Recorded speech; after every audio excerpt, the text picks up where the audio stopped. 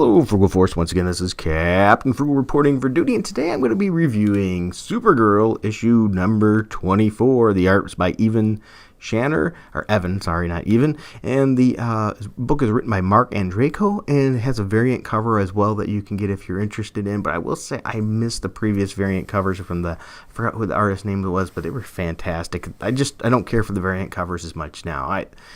As they were great before. The price is $3.99 because, DC had to up it to the levels of Marvel, so ouch, that's really going to hit your pocketbook. Looking at the cover, it's an okay cover. It doesn't make me want to jump out or anything and run by the issue. But one thing that does come to my mind when I see these Supergirl covers, it reminds me of the classic Superman logo. And they're using it here now, with Supergirl colors. And that looks sort of neat to me. I like that. Well, anyway, this issue starts off in a dive bar because Cara is searching for what happened with Krypton. She got news, if you haven't read the previous issue, she picked up this axe from a fight, and it led to information and research, which led to her to talking to the Green Lantern Corps, getting information about them, and she's searching for a group known as the Circle, and she believes that they may have something to do with what happened to Krypton. She's getting information that maybe is all we've known about how Krypton exploded and what happened there might not be the way we know it.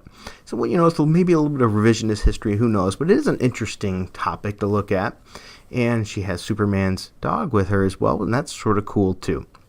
Anyway, she's at this dive bar, which reminds me of much of Star Wars, and if you know Star Wars and dive bars, well, you know how they are, and there's a lot of different aliens, but they seem to not like the fact that a Kryptonian is there.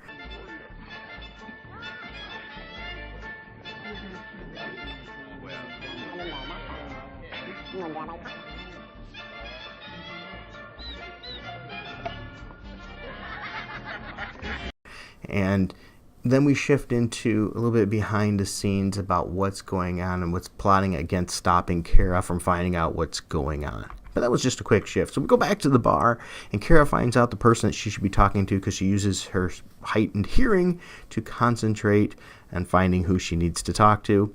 But of course, you can't just talk to somebody, not in a comic book and not in a dive bar. A fight has to ensue, so she gets into a fight.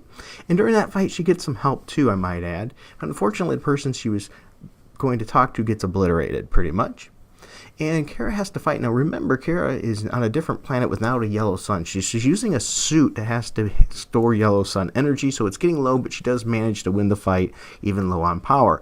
So as she leaves, the guy that helped her asks her if he can come along because he needs to take a stop at somewhere too. He has his own personal agenda. I'm not going to get too much into that. But what's sort of funny or goofy here is there is like vending machines, and one of them has yellow sun vending power.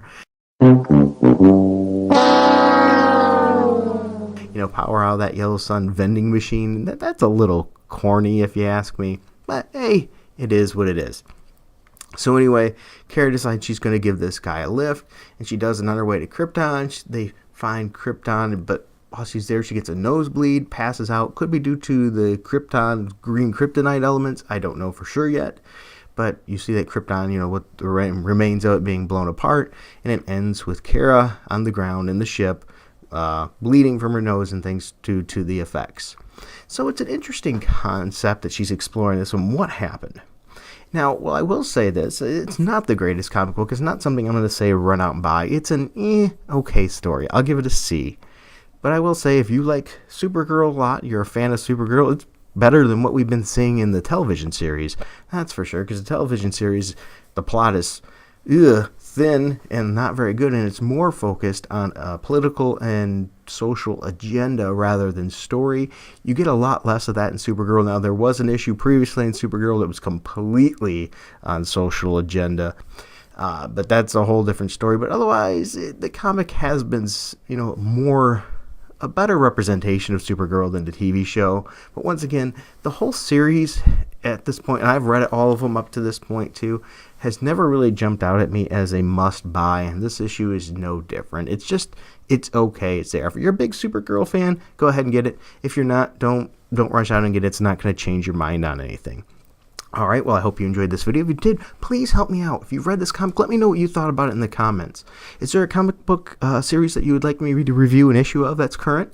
Let me know that as well. I have lots more coming.